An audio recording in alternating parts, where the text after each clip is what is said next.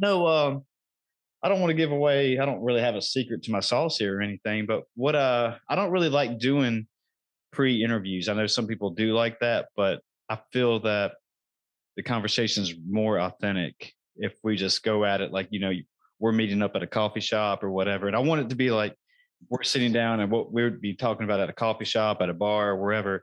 And then it's so entertaining that when people are listening to it, it's like they're in a room with us, and it doesn't sound rehearsed, and sounds like just it goes with the flow better, in my opinion. Does that make kind of sense? Well, it makes a ton of sense because it's happened to me twice where we left the best interview on the table and we hadn't hit record, and the second run through was like, it's not fresh anymore. Like we missed the gold is back there. There's a magic to this thing that I like. It's a little dance. We're feeding off each other. I'm feeding off what you're saying. You're feeding off what I'm saying, and we're going back and forth, and it's in real time. And people say things out of context or say things kind of dumb. Like I've said plenty of stupid things on here, but that's natural. It's authentic. It's the art of conversation, I guess, if you call it art.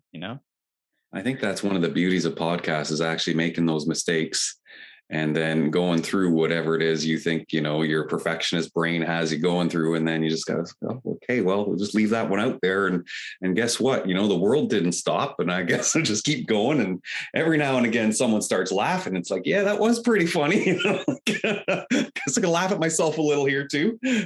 And that's what I like about it. You think out loud, form ideas, and like I said, you bounce ideas off one another, and some magic happens, and all of a sudden you're flowing, you're going with something, and things that I normally feel like I would never think of, or something that you may have said like resonates different with one of my own ideologies, I guess you could say. That's like, oh, that does make a great point, and it's even if later on in the conversation, if we find something that we both don't agree on or whatever, Oh, hope so. you and I don't, start getting mad and throwing, pins or throwing shit at each other. We actually can sit down and talk about it in a civil debate, adult conversation.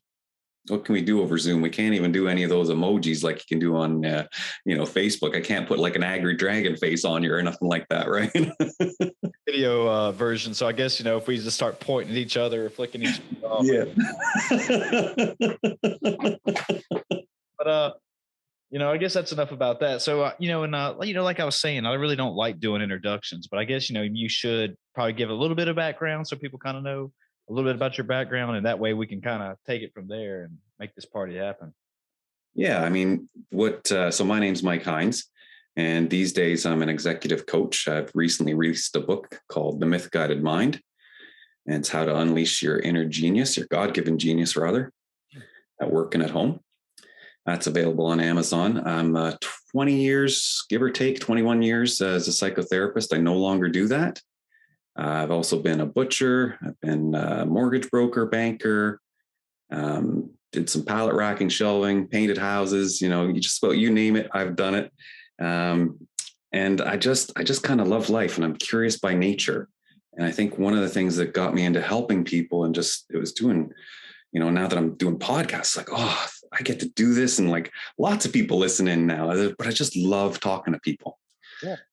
Yeah. It's fun, and, that's one of the things I love about podcasting, and I've been doing this about a year and a half now, over a year and a half tops. And, it's like a self-education for me, it's kind of what I was saying that, I'm learning from you and learning, just half of what you said. Like, I don't even know what a psychotherapist is then, but it sounds Yeah. like but it sounds like you've worn a lot of hats, and you've gained a lot of great life experiences. Some probably good, something bad, but you learn a lot in what you do in life, and that's one of my biggest things for success is that, like we were saying, or we both were saying, that we make mistakes on podcasts, whatever things we say and stupid things, I know Yep. what, I've mispronounced things or whatever, but you learn from them, and you're like, hey, on the next podcast, I'm going to do that. I learned my mistake. I'm going to fix it on the next one. Up my game, right? So, I mean, so what is a psychotherapist, and why so many hats have you worn? I mean, is it just like you said, you're curious in nature and you just wanted to bounce around a little bit and see? I am curious in nature, and I was one of those kids. I was in a gifted program as a kid, so I'm like a bright guy and always kind of thinking, and some of those things. of course, loved sports and was more interested in being fast than I was at like anything school wise. But, learning came easily to me to a great extent. And then, some stuff happened. Some stuff happened in my family. There was a tragedy to a relative, and it kind of altered my life course in high school. And so I started looking into ways that, basically it was to recover from grief, how to do some self-improvement. I was really busted up, and it's like, okay, how do I actually put the pieces of myself back together? And, we're talking late 1980s. There wasn't a lot of that around. There was one kind of crystal store. I live up in Toronto, Canada.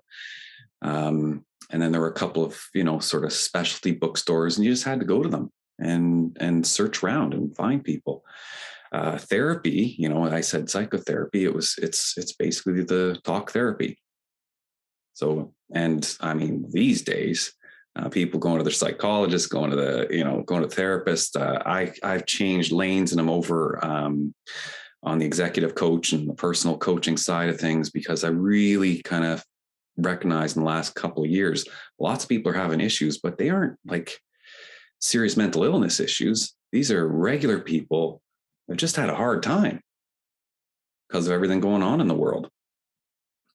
Just because of the pandemic and life events. And Yep. I think social media too is because I've been reading articles and a couple of books that say how social media has impacted I guess the growing up of children right now. There's a lot more mental illnesses now just because of social media compared to before the internet. That's kind of cool. So on LinkedIn the other day, I was commenting on one of these articles from the Atlantic, one of these I guess we read some of the same things. So who knew, right? And, and it's like, hey, is social media ruining a generation? And it was really interesting. I commented and said, hey, you know what? It's really having an impact. Things like, we know since the invention of the smartphone, anxiety is up. And there's no proof that it's because of the smartphone. We know that, people who kind of, the Gates family and Steve Jobs family, like those their kids don't get to use phones until they're 12 or 14 years old. They have family rules around this. And yet everybody else has their kids on them from like 3 years old and 5 years old. And I follow, Scott Galloway, and he's right on CNN talking about how this is a big issue and we need to, Instagram in particular, age gate it. So you shouldn't be allowed to use Instagram for, I think he's thrown out the number 18 years old, much like alcohol. Interesting. So social media past couple of years saved lives. It was people, and what we're doing now, we're sitting here on Zoom and we're talking, and we're different parts of the world, not that far, but it's 8-hour drive because I've been there. So it's connected the world, but too much, much like anything is you can't ever have, enough of something you don't need. If you've got a substance that's addictive by nature, it never fills you up. I like what you just said about, how Gates family never were only like letting their children use it at a certain age or whatever, social media. I read the book Addiction, but I think it was Adam Alter. And basically, like, when Steve Jobs and I guess Bill Gates and who, designing all this technology, they, in like the first chapter, he stated that, they didn't want their children even using the devices, Yep. but knew exactly how addicting it was. And that, and I don't know if it impairs the formation of the brain at that young age, just because, I don't think the frontal lobe is actually developed, for all I know, for men in like, I want to say mid-20s, late 20s, early to mid-20s for the most part. Yep. So, and I've spoke about it before on here, folks, so I don't want to, sorry again if I'm saying it, but what kids are, you give them a tablet or a phone, and what they're pulling up can just be, I don't want to say, life altering or scarring for life, but, they see something, like porn, and then they're like, oh, this is what love is. This is what a relationship is. And it's like, ooh, I guess it's a matter of opinion, but obviously I think most people wouldn't want, a young child looking at that thinking like, ooh, this is how you love somebody growing up. And Yeah.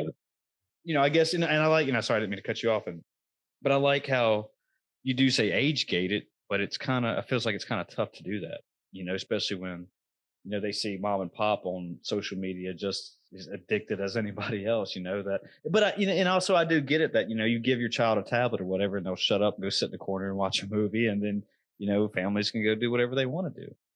Yeah, absolutely. Right. And I mean, it is one of those things, am I going to be a naysayer and say, hey, you know what, we should cut off all technology and put it, I'm not that way. But, if you want to know anything that about me, I'm always going to be on the side of human connection first. We've got to have kind connection, so that our kids, if they come across something like that we think is totally inappropriate, they can come and say, hey, mom, hey, dad, I found this. And it's like, okay, I guess we're having that conversation now. Give me that thing. What happened to the child settings I put on there? And, I read or I heard it on a podcast, but children get sneaky, especially when you're trying to cheat, especially when you had to learn over Zoom and everything. That there's ways to actually get a second laptop, or and I don't even know that during classes now that if you can even have your phone out during classes. I think when I was in college, I think nobody really cared, but I know it was kind of said that if you did have it out, like kind of just put it in your pocket, whatever. But that was really before. I think that was probably right when the first iPhone came out. I think it came out in '06, maybe '05. But still, nobody had Instagram then. I think Facebook was just coming out. yeah. Usually, you were just waiting for text messages from one of your friends other than that, which was more rare than usual. I guess back then people still called each other. But, I guess my point is I liked what you said about human connection. Do you think that goes back to, way like, I don't want to say tribal or, primitive instincts, but, before social media, before technology, before screens, that's what people did. We sat around, we talked, we had, and not we, I was not there, but we had these discussions just like you and I are having now over, food or over a drink. And just, you didn't have screens to distract you. You could actually just form out ideas and talk. And, it was part of like storytellers. You had a guy that could tell a story in your town and you would go to him. And even though half of it might not be true or whatever, but you had those connections, and it bonded people. Yeah, I mean, I think that's one of those things that's it is being preserved. I mean, there's whole podcasts on doing this well and all kinds of things now, but I do believe that it is about that human connection, and we're still kind of wired for Stone Age. Like our biology, all the studies on neuroscience and psychology, they're all saying, hey, we've got all these unconscious biases, and the more they look at it, it's like, we're not actually wired for the fast paced tech and the speed of information that comes at us. And so advertisers know this, and they can trick us, basically. And it's a new thing. Like, we are desensitized, so we're smart people, and but there's stats say you got 1,000 messages a day that come at you for branding. Some, I even heard as high as 10,000. I guess that depends where you live and how much you're kind of scrolling. That's a lot to just kind of turn off and tune out and desensitize. And so you can walk around, rather than having like what you were just describing, where there's this connected community. And I mean, don't get me wrong, I live in a big city, and half the people you kind of meet here are from somewhere, and it's a small town. It's like, oh man, I had to get away from that because everybody's up in your business all the time. Like, Place I grew up, exactly like. So I don't know if we always just want that thing that we don't have, but there is a reality that our stories used to connect us. When we had something big happen in our lives, we could, kind of come together and say, hey, what happened to you today? And so, oh, well, I was out in the field and this happened, and now, the plow's broken and I don't know how to deal with it. And next thing you know is like neighbors are going to help you a bit. And, I think, so a lot of these times that like life was hard too. Like, we do have it easy, right? Yeah, it's one of the best times to be alive. I'm reading it now that somebody sent to me because I'm going to have him on a podcast later. But he actually was talking about how we live in apocalyptic times right now. I was like, well, I see what you're getting at, just because of like what you touched on earlier. The pandemic, and now we have the Ukraine and Russia war, and Mm-hmm. before that, it seemed like every new month there was something new going on that was a major life event. But as far as apocalyptic times, I don't know if I would go that far. I mean, that's like you said, this is probably one of the best times to be alive right now. You could go outside and be hit by a bus, and your chances of living are actually pretty good compared to 100 years ago. Or Oh, yeah. or if you get or snake bite or whatever, you're pretty much okay for the most part, Yeah.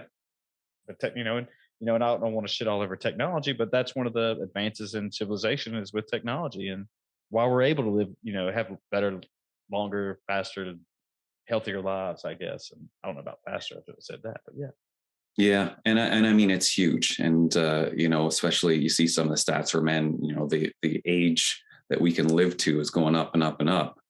A lot of guys just be dead of a heart attack, 56, like that was it. You know, and then it's like we started to live long enough so that we could start dying of cancer. And it's like, okay, we're starting to get a hold of that one, right? Because that was pretty rough as well. She's still dying too young. And then, it's like, okay, so we got other things. But quality of life starts becoming an issue, right? Because, we don't have kind of these extended families where, and it's different, depends on culture and where you live, but, where, grandma and grandpa still live in the same house or in the next house over. And so there's lots of back and forth, and things like loneliness in the elder years are now an issue. But that's because we're solving some of these. You're already dead. And we're doing it with technology and medical advances. So it is one of those things where, yeah, we've done so much right. And then guess what? Once you conquer one battle, it's like, life gives you another, right? I mean, I believe that was one of the issues with, and I mean, I don't know if you want to call it an issue, but one of the problems in the pandemic, and I know I kind of resonate with this that, life is going so fast and we're moving day by day by day, with screens. And like you said earlier, we almost have information overload with our brains every day. It's almost like a computer. We're getting so much into our brains, and then all of a sudden it just feels like our brains just going to slow down or it's going to snap or whatever. But I guess my point is that, once, if you want to say life halted, once they were saying, no, you got to stay in, you can't really go out or you're quarantined. And which I was very fortunate during the pandemic. I was still able to go to the gym. I still went to work. And I feel like the only thing that changed with me is that I had to go put on a mask, anywhere. But my point is that life halted, and they're like, "Ooh, wait, I have to stay in this house all day," and I am pretty lonely, and it's like, I'm not as my mental health or even my physical health. I'm not as as healthy as I thought I was. I think I was just going on day by day by day, just going with the flow of time and with my friends and just going at life, just whatever fed me, but thinking everything was okay and never really stopped to think about, hey, how am I? Am I really okay, or am I living the life that I want to live? Does that kind of make sense?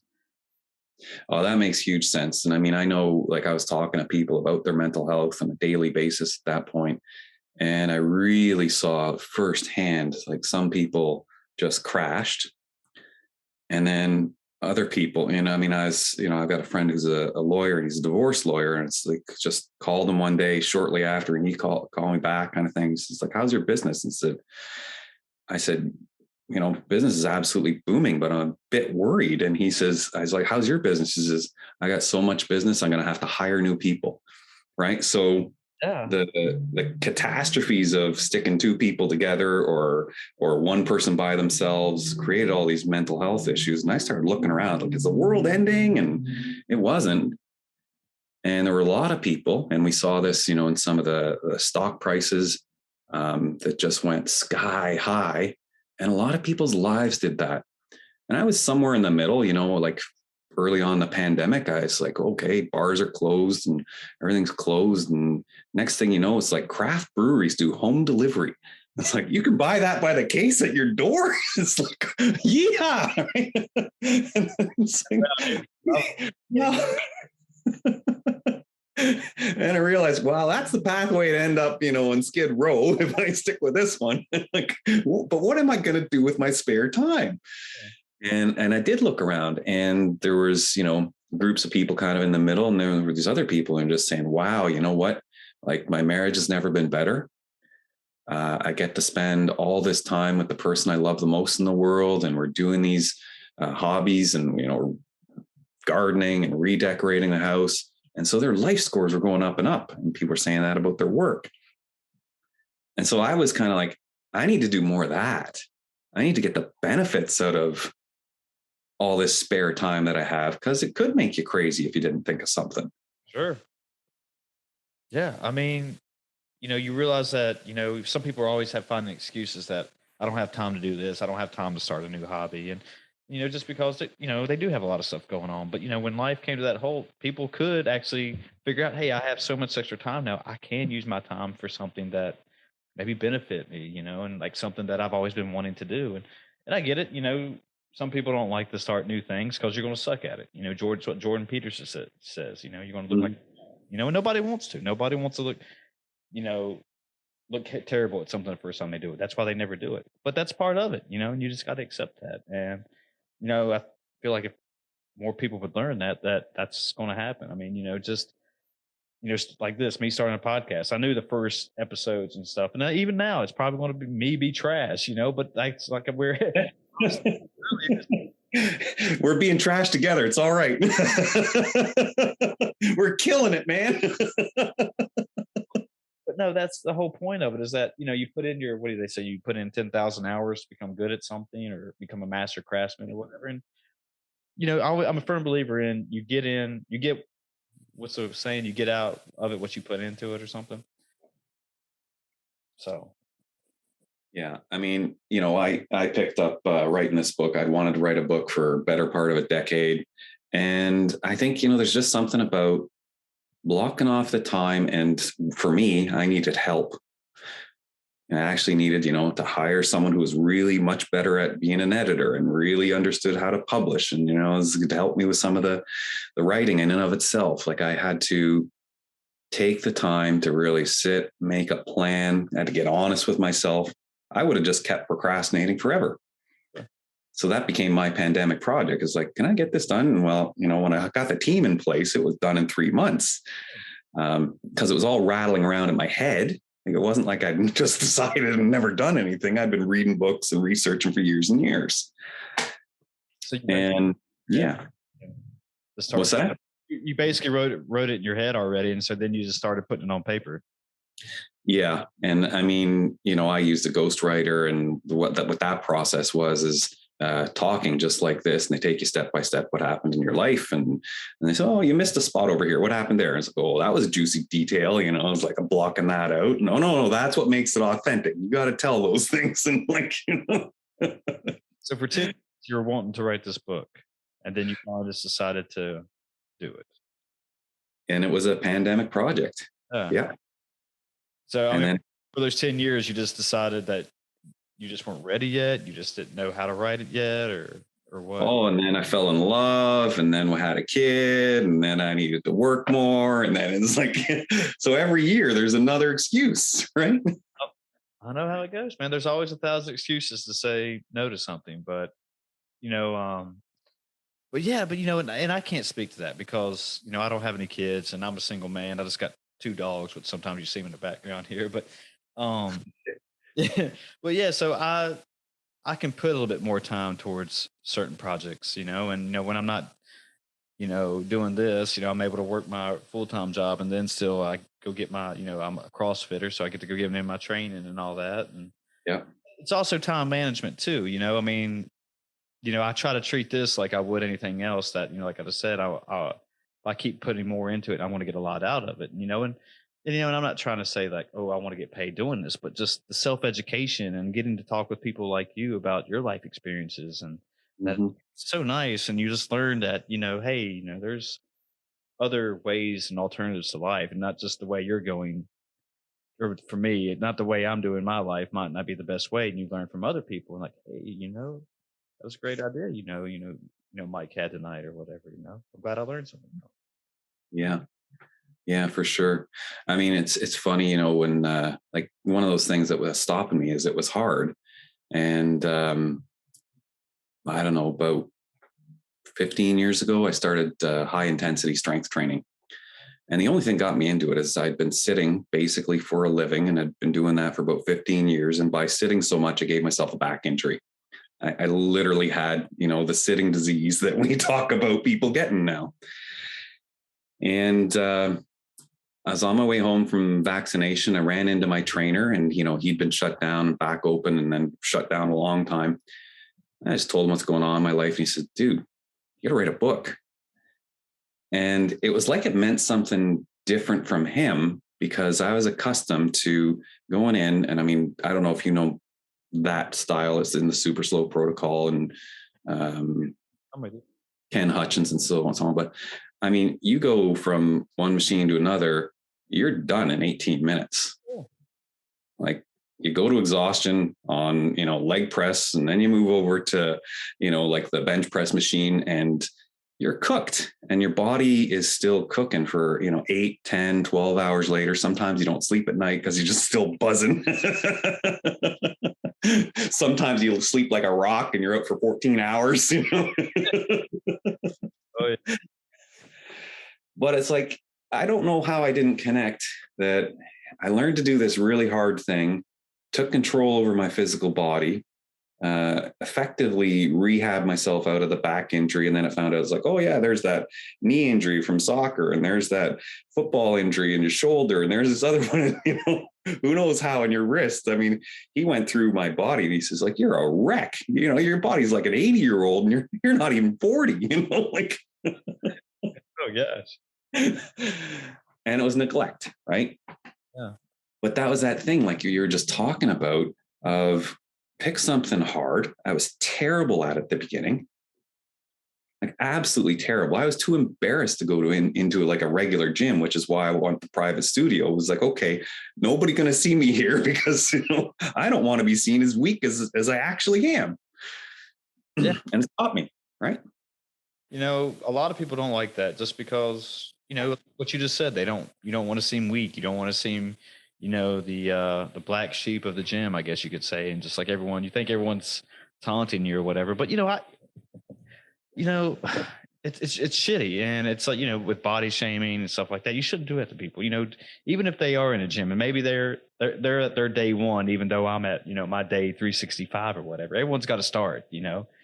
I've got to go back and remember, those days and just like, hey, you used to be that guy, you were the day one guy looking like an idiot, not knowing what machine to go at or whatever. And, and I feel like this is definitely easier said than done, obviously. And it's just hard for people to get over that stuff. But, and like you said, challenges and stuff. And I really feel that you just should always be challenging yourself in some way in life, just trying on a new, even, and it doesn't have to be lifting or anything. It could be writing a book. That's one thing I've kind of always had in the back of my head that I would like to do, but I never did. And just because, after my master's degree, at one point I was like, oh, I think I want to get my PhD, but people were telling me how hard dissertations were and stuff like that. Story, I'm sure. Right. I was like, I'm not going to do it. I don't want to take the time. And also there were couple other things. Like I didn't know if a PhD would actually benefit me, but that's neither here nor there. But my point is that, challenging yourself and rising up to the occasion, the standard. Right. Yeah, moment. Both. Yeah. Okay. Like, sometimes I feel like I say things like, wait, was that right? Oh yeah. And you find out like, hey, I can do this shit, even if it's just something small, even, you just go take a lap around your neighborhood and you just do it one time. And then, hey, 2 days later, I'm going to do it twice. Then, I'll do it 3 times, and I'm not saying go in there and start picking up 225 and go crazy, but yeah, even if you want to write a book, and I've never, I've only written papers and stuff like that, but some of the stuff I write is dog shit, it's just trash. And then, but you keep doing it, then the next day it gets better. It's just kind of what I was saying earlier. The more you do something, the better you get. Yeah. I mean, it's kind of funny because this topic of mastery, and we're kind of dancing around it. I follow a guy by the name of Cal Newport, and, again, he's got lots to say about tech, but he's a computer programmer, computer science professor, actually, and also, award-winning author and a bunch of other things. And people say, how do you have time to do all that? Like, you work 24 hours a day? And he's like, no, I block my time. And I especially make sure that I have, 2-3 hour blocks where I have nothing else and I can do full concentration. And I actually have to, he says, I either have to kind of work out theorems and create proofs, or I'm working on, a writing project, and I have to allow myself to get into a distraction-free state where I can do deep focus and be highly productive. Well, that's a huge piece of what mastery is all about. Yeah.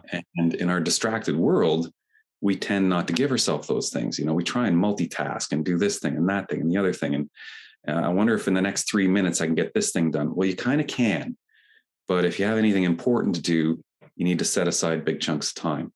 Mm-hmm. And some of it's just let your mind wander time, but that's where all the creativity is. Yeah. You got to go for a walk, and then you come back and it's like, you try again. It's like, that didn't work. Maybe I'll try the shower. I get good ideas in the shower. You go for a shower. It's like, you do all these other things that, kind of help you stimulate sort of that lateral thinking and the stuff that comes out of left field that do produce the good ideas. So, the next thing that you write isn't dog shit, or you take that thing that was, and it's like, there's good ideas in there, but I just have to rework it. I have to edit it. I have to take another stab at it. Speaking of that, I think this is kind of a random fact, but I think Stephen King actually doesn't remember writing Cujo. I think he wrote Cujo, right? Yeah. Oh yeah. Okay, let's make sure I remember. Like again, I want to make sure. I need a fact checker here. Hey, can you look at it? Because I think he was either, he locked himself away in some cabin or whatever, but I think he was, doing cocaine and just drinking the whole time. And, part of him, and like, that's why he don't even remember writing it. And wow, I'm pretty sure I've heard that that's true. I want to say like 96%. Right. And so it's just like, but I think, speaking of creativity and walking around though, that's what sparked his creativity, was actually putting his mind into a different, and impairing his mind to a different level just with the alcohol and cocaine. And just, that's how he unlocked his creativity, and I've noticed that too. And, if you have a couple of drinks, you notice I guess, your judgment gets altered and you have different ideas and say things you wouldn't do, but that's part of, and I'm not advocating you should, if you want to go write a book or do anything, you should go out and drink and do the, I can tell you for a fact that would not work on me. Drunk ideas have never gotten me anything brilliant, let me tell you. But I guess there is something to that it does unlock some parts of your brain to actually be somewhat creative. And and I'm not one of those people. I agree with you that I don't really want to. I don't think I could do that. Being out with friends and saying stupid little jokes and stuff is completely different. But trying to actually write a book on cocaine and alcohol, I don't see it. Mr. I know Leonard Cohen was on, I can't remember what, but I saw a documentary on him, and same story, his novels before he kind of switched over to being songwriter and singer. He was high the whole time on whatever they had, and he was living on a Greek island and, altered states. I think it was mushrooms and that kind of stuff. And that's where he came up with his ideas. But, I don't know how many people can kind of do the sex, drugs, and rock and roll thing and actually be productive. It's not for the vast majority of us. There's outliers to everything in life, and just, there's some people who can just, I used to hate it, and you said you were in a gifted program. So you might be one of these guys that, I remember going to classes and stuff and, just racking my brain for a test or whatever, and thinking I studied all night for it. Especially when I took human anatomy, it was the hardest D I ever worked for in college, man. Like literally, like going study groups, trying everything, and I could not. Test time would come, I'd get like fail it, obviously. But there was people who'd walk in there, didn't do shit. They'd be telling me they're out the night before, and you could smell the alcohol on them and ace it. What the heck, man? Like. And and I get it, I'm not this, the sharpest old boy or the sharpest tool in the shed, but damn, it's like, I get so mad at them. It's like, man. It's funny because we all have different aptitudes. I mean, you say human anatomy, and that was so hard for me. I didn't even kind of look at that until, I was doing a career reset, going out of the, 2009. I was in a small mortgage brokerage, and we had zero in sales. And the only way money was coming in is when somebody stop paying their mortgage and they're getting thrown out of their house, and there's some kind of finder's fee or collection fee, or like it was brutal. And, I just end of that year, I just quit and said, okay, I'm getting serious. And I got on a plane and went out to California, and I started to learn cranial sacral therapy.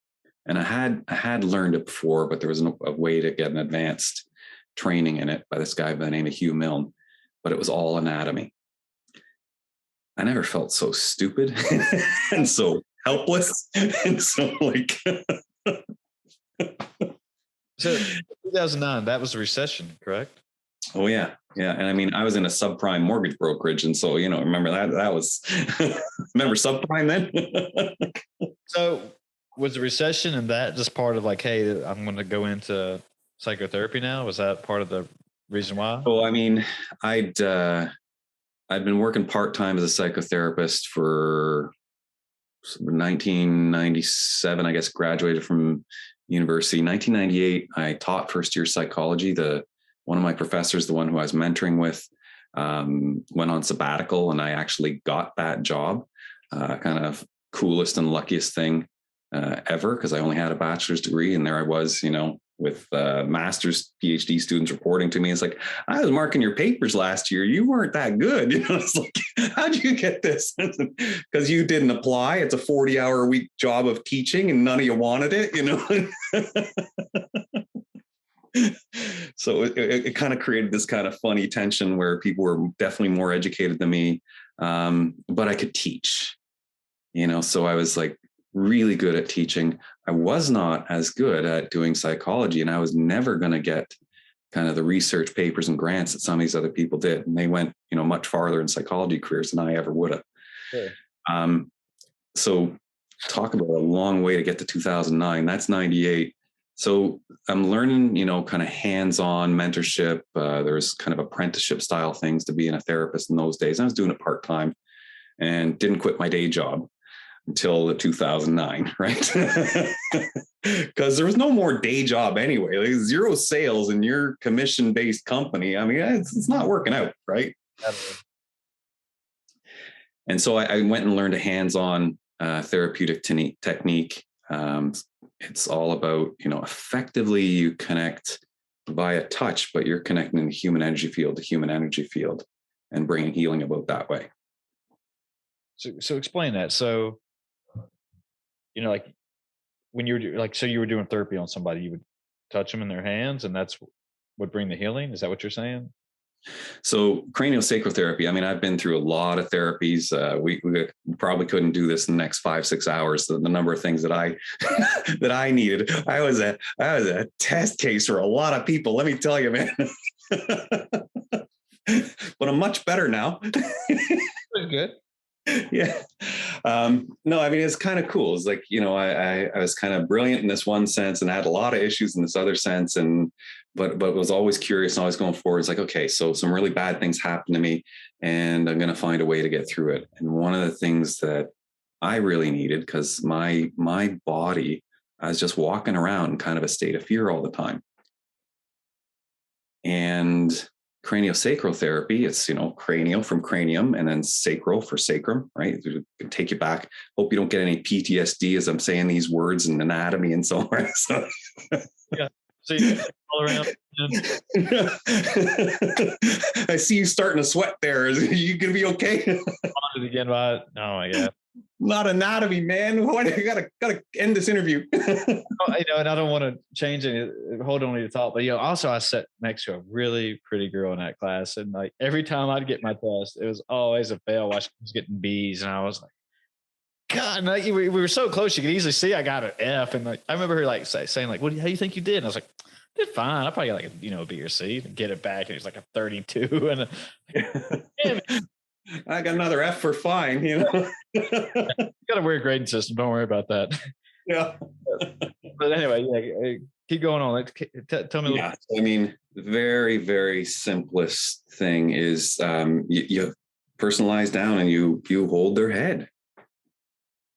And what you can actually sense, and this is kind of crazy. So when we learn anatomy, typically we see, we're using cadavers, and you look at all the sutures in the skull, and they appear to be fused. But a person who's still alive, those sutures are not fused, and our bones are actually moving. Now it's in the level of microns. They measure it, and you come up with like 4 microns or 15 microns. Those are tiny, tiny amounts. You can actually feel that movement with practice with your hands. People say, come on, it's like you can feel the person's body moving. And the answer is yes, you can. So we actually have a subtle rhythm. And you're just kind of, you're feeling the back of their head. Feeling the back of their head, this is like step one. Yeah. And what you start to, you kind of, sometimes you'll kind of entrain your breathing. So they're breathing in a certain rhythm, and this is basic rapport stuff that we kind of do unconsciously a lot, but we start in that system, we do it consciously. And so you allow your breathing to fall in line with their breathing. And then you can start to see what's moving, what's not moving.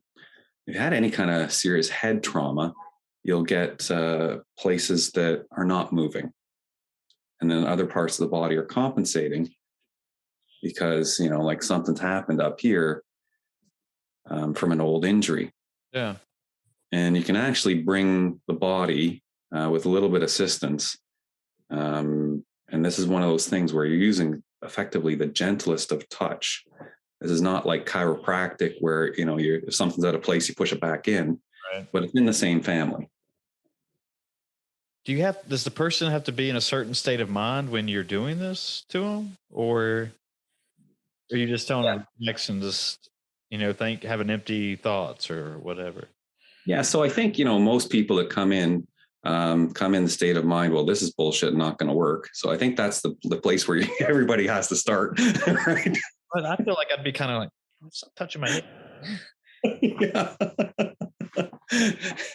And so, but I mean, like, here's kind of like that skepticism that you're talking about. Like, that was me. And I was in a place of like, wow, I can only get so far and stuff always gets in my way. And then I got my consciousness like, oh, it's me getting in my way. And then, learn some meditation things is like do a deep breath. And, it goes down to like almost halfway down my chest is a deep breath. And people say, belly breathing. I'm like, no, my belly doesn't move, man. I got abs of steel. I was like, yeah, those aren't abs of steel anymore. Maybe when you're 25, they were, but There seems to be a lot more research coming out about breath work. James Nestor wrote a book called Breathe, and I had a guest on a couple weeks ago talking about she did Kundalini yoga, which was all about it was yoga but with breath work. It was the yeah. main concept. But I always screw up his name. I think it's Wim Hoppe or Wig Hoppe, but do you know who that is? I know Jimmy. I don't know this guy. I think it's Wig or Wim. I can't remember. All right. But yeah, but anyway, his whole thing is he does these types of breath work seminars and exercises, and he gets his body into a different state or an altered state, and like he has a lot of different Guinnesses of World Records for like swimming underwater in ice cold water for I don't know, I guess miles, or running in ice for basically butt naked, just wearing a speedo. But that's what he's saying is that he's. And I don't want to say he's unlocking DMT or anything but it's something along those lines. And I'm butchering this really bad. No pun intended. I know butcher, but um, but yeah, but it seems like my point is that it seems like I don't like it seems like people are forgetting how to breathe nowadays because, like you said, it seems like babies are able to breathe through their abdomens and stuff, but somewhere when we're getting older, that people forget how to breathe with their abdomen, so it goes in their chest, and that's not really the correct way to breathe. Yeah, and I mean, if we're in kind of panic states or you get into these hyperventilation situations and it's not good. I'm sure you've seen this in exercise. I don't know if you're training people yourself or yeah. So, I mean, there's kind of ways where we can do Valsalva and lift a little extra, but run the risk of, an aneurysm or something where we hold our breath like we see in the power lifters in the Olympics. But for the rest of us, it's like super, super important to actually breathe while we're doing these activities. Yeah. And you do kind of learn that, it's a powerful tool to kind of connect your whole body. And if you've been through anything difficult, to connect your emotional reality into your physical reality, and then, realize, oh, that's actually connected to my mental reality. And all of these things together are how I start to influence what I call my life. It's like the outer reality. These dots all connect. And, the main way people are getting at it these days is breath. And then their voice starts to deepen. If you kind of like it's happening as we're talking here, we're both sort of relaxing as we're going into this conversation. I can hear my own voice kind of, it's like, oh yeah. And like, we know that there's, vagal response and there's mirror neurons. So polyvagal theory. You probably had to run into vagus nerve, again, more anatomy. People can look up Deb Dana for like an easy intro to that. I won't go near it. But we know that, mixed up with the fight, flight, and freeze response, there is one nerve. It runs through most of the body, and it governs heart rate.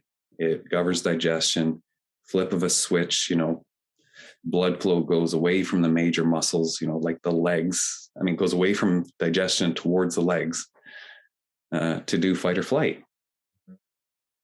So to reverse that, you can do it through breathing. You can do it through other things too. I was learning it through that hands-on technique of cranial sacral. There's a ton of other things. We have got all kinds of research on the value of massage and how much that can kind of change your personality for the better. Right? Really? Like actually change your personality? Yeah. So, don't take my word for it. Tiffany Field down in, I think it's University of Miami. She's definitely in Florida. She's got the Touch Research Institute. She's getting up there now. So, there's other people doing it. She's got, all kinds of research that effectively says, massage changes your physiology, which changes your personality. Do you think it's just because, most people go to a massage just because, they feel, have muscle aches or, they're feeling terrible with their body wise, but then afterwards they get out, they feel good and they're like, oh, I'm great again. I'm back at 100%. No worries. Or yes, I mean, there's things like your sports massage, right? Where, hey, I've just had a hard game, muscles are tight. And you get something like that. It's a bit of a rub down, but then there's others that are much more therapeutic based. And she was doing, I see, holding premature babies and teaching mothers of these premature babies how to do infant massage and, doubled the weight gain over just regular care in the NICU units.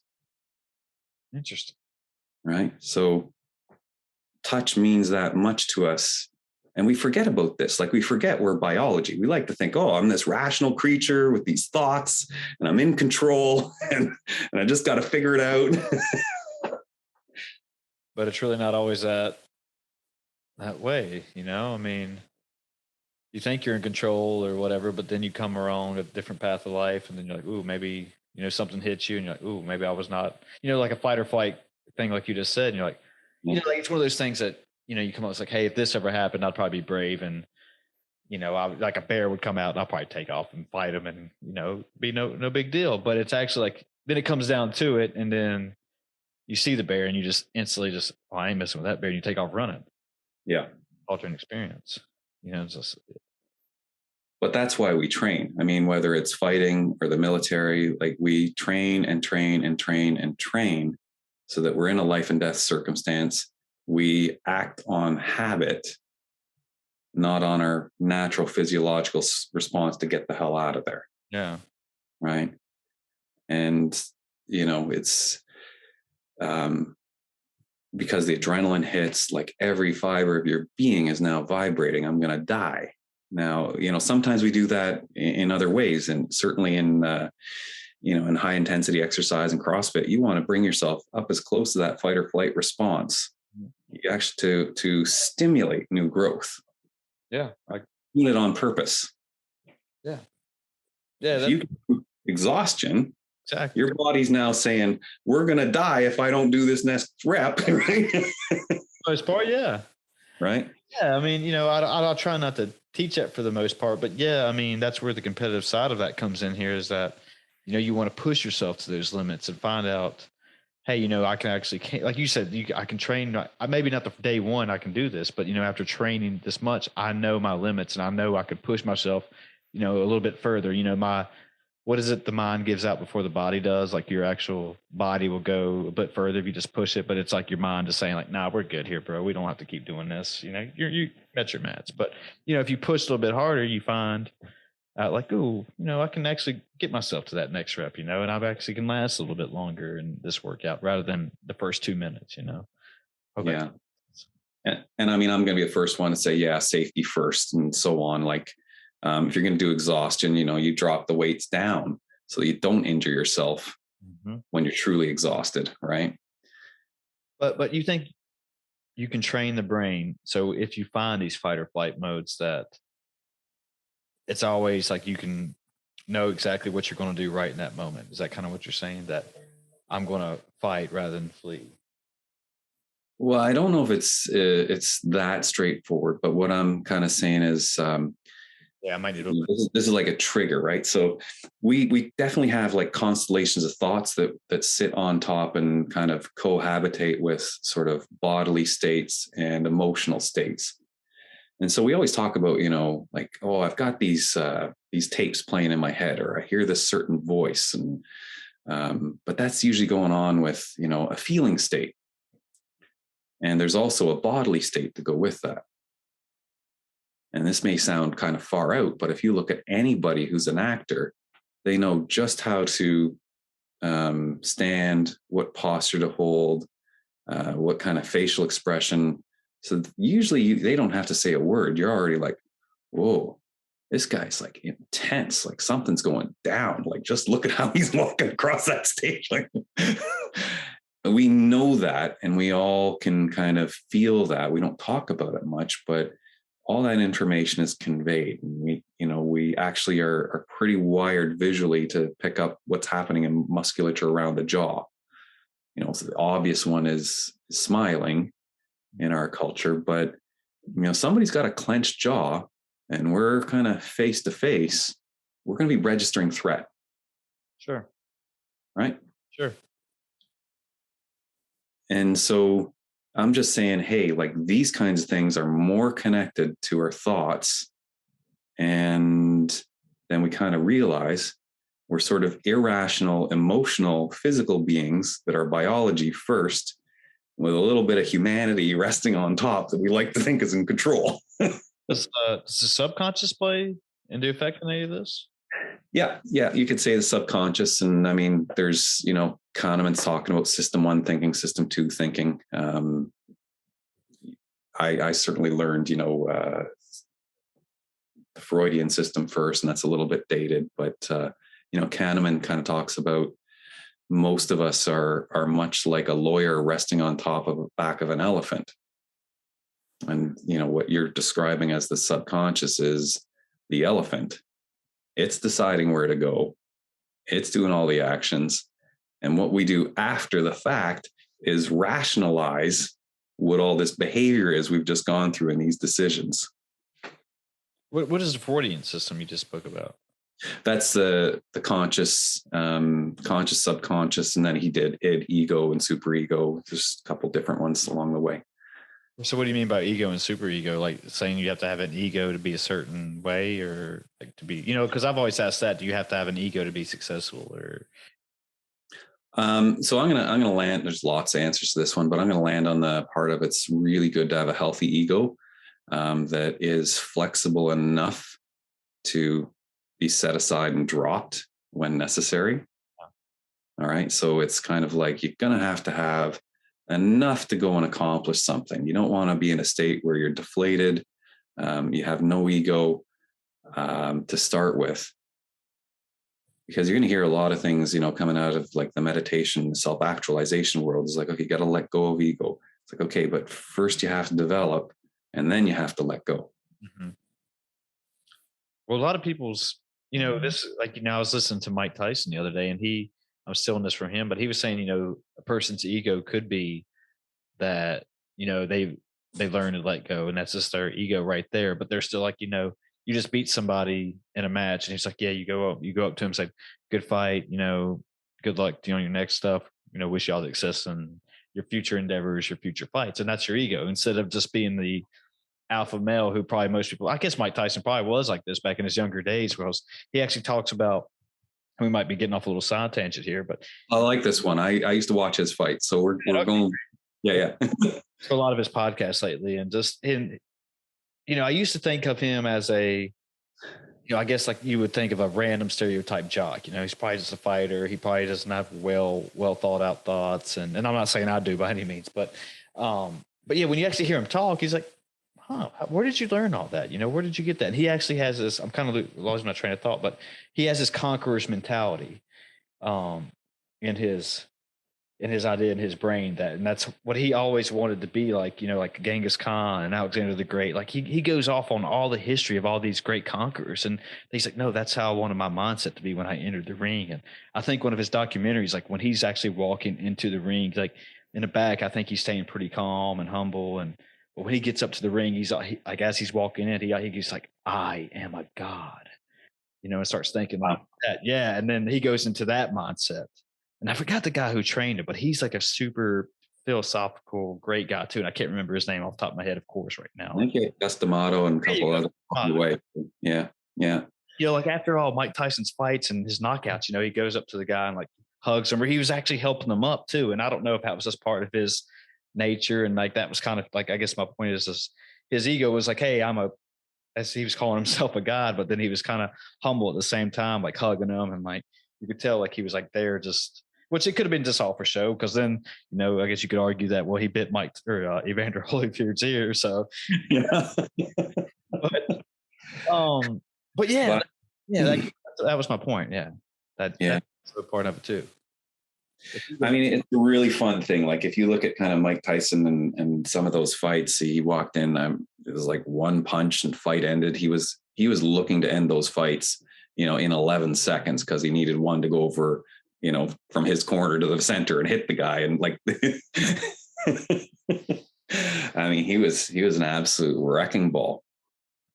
And it's funny, like if you think that there's say a part of us, like that's like that. Like I don't know if you have, I'm sure some people on listening in, maybe you, but it's like I don't know if you ever had any rage where you've got like blackout rage, or you kind of like you hear these words blind rage, where you just can't even see. Yeah, I've heard him. And so like there's our biology taken over in a different sense than the fight or flight. It's like from an emotional reality. And we've got legal terms around this, it's like not in our right mind, it's crime of passion, like all those kinds of things, right? Because there is an understanding our society. But we need to train ourselves, right, to function inside polite society. So in a boxing ring, you just get that honed to its purest form to bring the opponent down. Yeah. But how do you go and like show up at dinner, the next day and like go out on a date, or like like it's like you got to have a very different skill set, even though you're basically built to kill and destroy.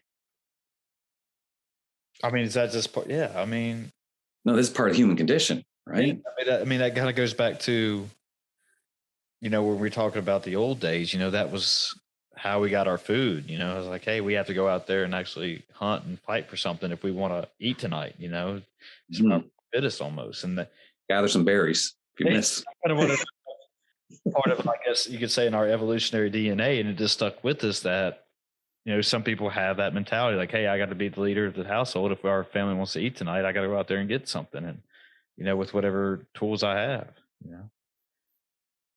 But also, be vulnerable and tender and, Yeah. kind and protector, right? Like in all of those kinds of things. I mean, is it hard for people to turn that on and off? Do you think? Yeah, I think it's real hard. Yeah, I do too. Most people have those experiences, and we effectively, we lose it, right? And they'll say, what happened? Well, I lost it. I was in the bar, and this happened, that happened. Next thing you know, I mean, I've seen a couple bar fights where, and these were I've never been in a bar fight, but I had friends that were, and I was trying to be the guy that backed them up or whatever. But like you were talking about with blind rage and everything, that you get heated in the moment and stuff, but then almost sudden at the end of it, it was like one of my friends was like wanting to cry.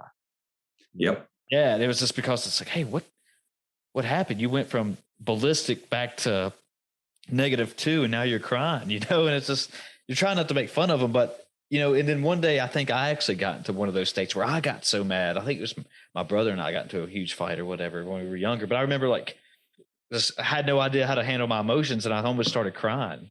And I was like, and he was like, oh, now what's going on here? Like, why is this happening? And that's kind of what I would say is kind of actually like a real sort of gateway to really changing and really knowing yourself as a person. Right. So there's one of those things that's like a huge opportunity. You've lost it. Your personality is, your ego is kind of gone. And then you've got this opportunity to say, I can put myself back together in a new way because I've got this information that, like this beast that's inside of me can take over, but I need to make sure I'm running this show. Yeah. And, and that's where that lawyer sitting on top of the elephant is going to start to tell a whole bunch of lies. Like, it's all good, But we need to kind of start to integrate. There is a ton of power there, right? Sure. Like that is just life energy at its purest. But you want to be able to direct it. It's almost like what we see in kind of origin stories and comic books. It's like, okay, I got this superpower. And now how do I start to tap into it? Right. The next point I was going to bring up that, do we see, issues that because people build up all this energy inside of it or can't get it out through, fights or, they have no way of exercise getting out of their system. So it keeps building up. And that's what causes other issues, mental illnesses or any type of issue you want to say down the road for them. And it causes, a negative impact on their life just because they had no way of getting this physical energy out of them. Does that kind of make sense what I'm trying to say, I guess? Yeah, I think I'd push it a little further. It's like we start to walk around in a certain habit because every single day is actually a choice, right? So if I wake up and, I go to a job that I don't really like and I'm getting a little bit bullied by the boss or some coworkers, and, I take that personally, I keep going, I do the same thing the next day and I do the same thing the next day. I'm walking around in a particular posture. Like I'm actually, cutting a silhouette through the universe. Here's me doing this thing day after day. And it's not like, I'm a pressure cooker and I blow. Like I'm a human that's creating a habit. I'm becoming a master, but not in a very good way. Right? I'm becoming a master at being a victim of my own circumstance. And so, we could kind of pathologize this and say, well, that's a mental illness or this is that. And, my whole point of what I like to do with people is say, let's catch that before it becomes a disaster. And, like the bar fight happens or the car crash happens or the DUI happens, right? Because there are ways to really be a different person. That's why I like the coaching model, saying, you know what, you have choices here. How are you using yourself? And sometimes it's learning communication skills. Sometimes it is learning to, go to either the regular gym or the dojo or the boxing ring, or like sometimes it's serious stuff, right? But there's ways to learn to be a better you so that you don't kind of continue down that same pathway where you're not getting anywhere, where you're a victim to your own life. Do you ever have people when, like, you said the coaching model that they just don't, they want to be helped, but they don't want to be helped. They don't want to unlock anything. They don't want to open up and, they feel like everything's okay, but they kind of deep down, they know it's not okay. And Sure. And, there's kind of different ways to look at that and do that. And you kind of have to have one of those reality tests, sometimes often. Okay. Like, what are you doing here? What was that thing that you said that you wanted? How important is it to you? You don't have to open up. you don't. You don't. But you got to do the work of living your life. That makes sense. All right. That makes sense. I was like, how's that work? Well, how many people want to, come and like start to cry more or start to this? Like, so that's cathartic. It can be fantastic. But if you've got something really, ongoing in your life and you don't know how to change it yet, and you feel like you're beating your head against a brick wall, sometimes just opening up isn't going to solve that. You actually need to have some tools to usually it's take a step back, get a larger perspective, and then approach it differently. But we all hit walls of some sort. Yeah. And, it can be like, in training, we call it, hey, I've hit a plateau. And, if you train and train and train, you're in a plateau and you start to train harder, you can kind of go backwards. Hmm. Yeah. It's like, ooh, got to implement a little bit of a rest in here. Yeah. Life, I think everyone expects life, to have shortcuts and want it to be easy and get everything they want the way they want it when they want it. And, just kind of what you said, if you don't do the work, or if you don't, go out there and, I guess, chase what you want to happen, then it's not going to happen, and some people, they don't like change. And, they don't, they, like I kind of said earlier, they think everything's okay, but they kind of are in this negative comfort zone, and they don't, Hmm. they don't want to get out of it. And so, but then, they find 45 different reasons to blame everybody but themselves. And, and, and I think once and, and I'm generally speaking, of course, and once they figure out that, hey, maybe me sit around and take a look at some things, hey, it's kind of my own fault as a reason that I'm not where I wanted to be, and or haven't reached my goals yet, or maybe I should stop hanging out with a bunch of people like Stephen King drinking alcohol and snorting cocaine. Yeah, that bastard got a best-selling book, and you know what I got from being near him? Like a rehab stint. He's a terrible friend.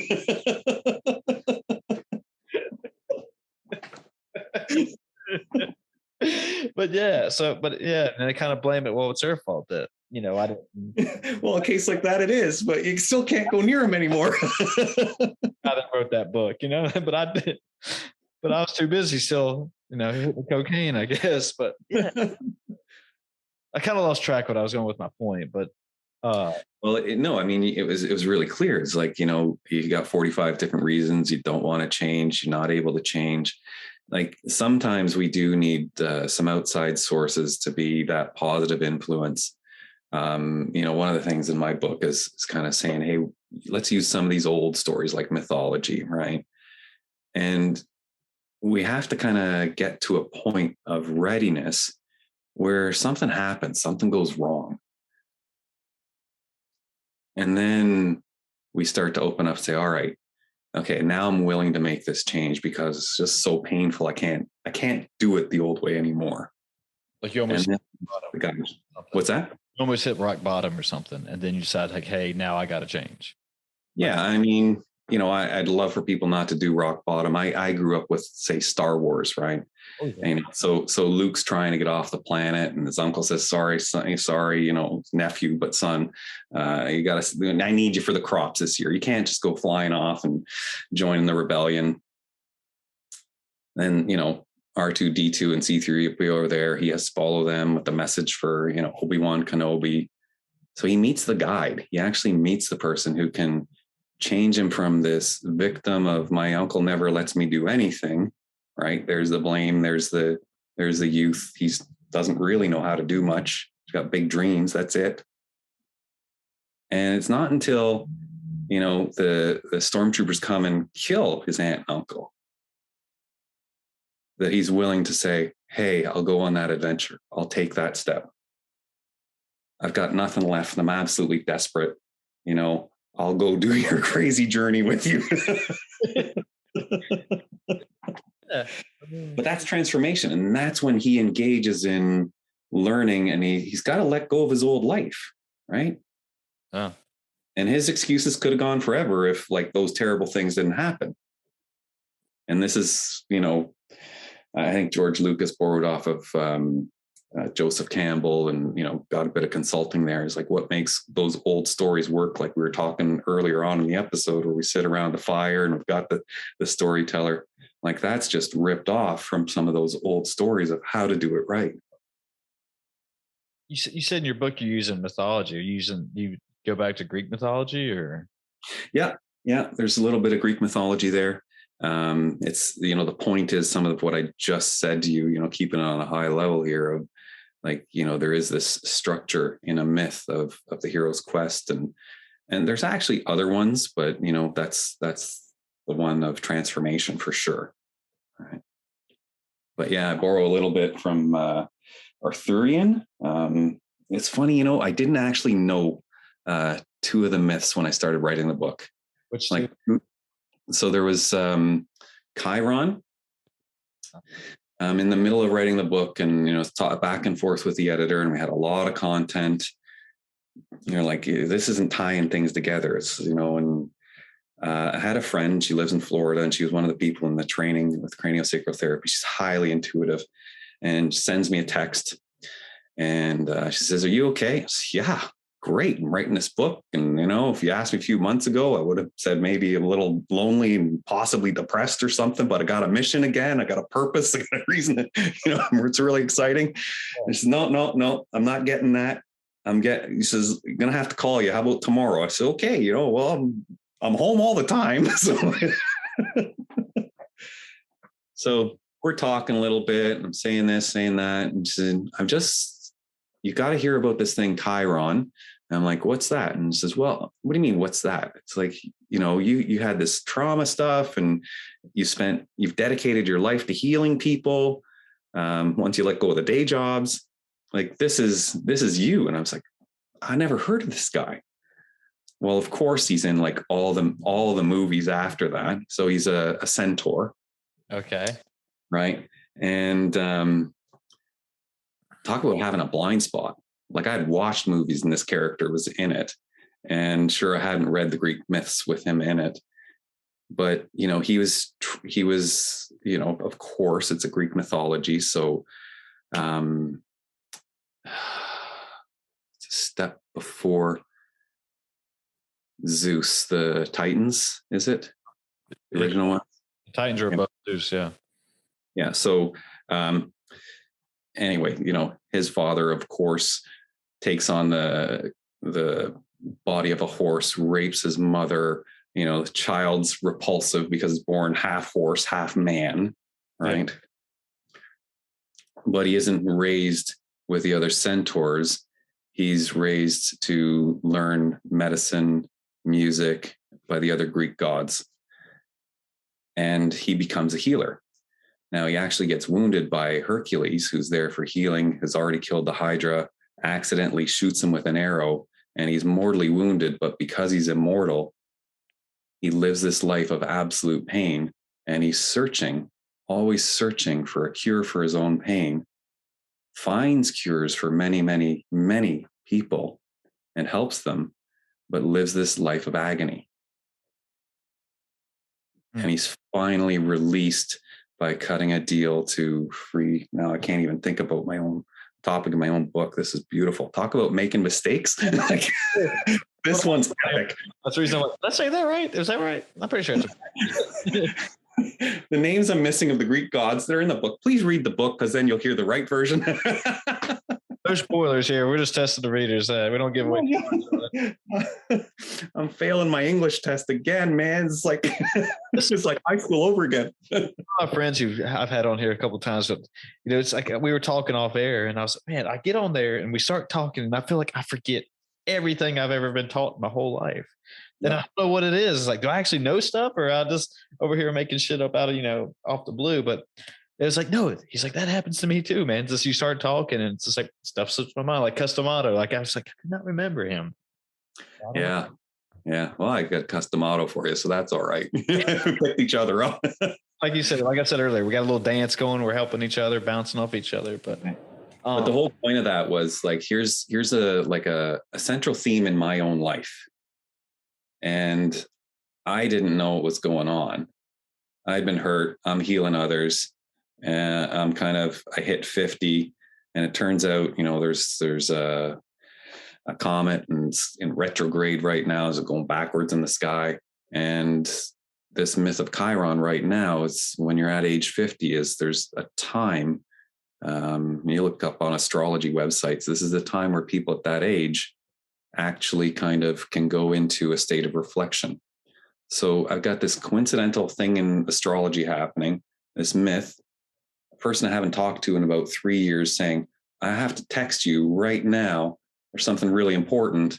And it's this whole thing that's my life story in a sense, and a mythological story, my journey. and I didn't know about it, but I needed that piece of information and that story. I was like, oh, this is what this guy was doing. This is how he actually kind of, you know, had tragic beginnings, found a way to raise out of like that animal nature and unify that horse's body, human upper half, torso, head, arms, but learned music and medicine and healing. And you needed that kind of what could be that rageful and all those kinds of really crass things with the humanity, and made a really, really incredible life.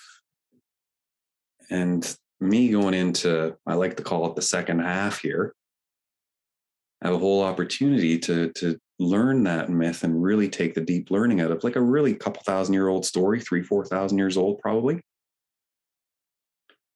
You know, Or am I going to just scroll through Instagram and look for my answers? I don't think that's the best way to do anything. You know, if it's on the internet, it's probably true, is what they say, right? But Well, that's it, right? You know. but you can get on there and go down to some real weird rabbit holes, like look up hashtag space fake, or Yeah.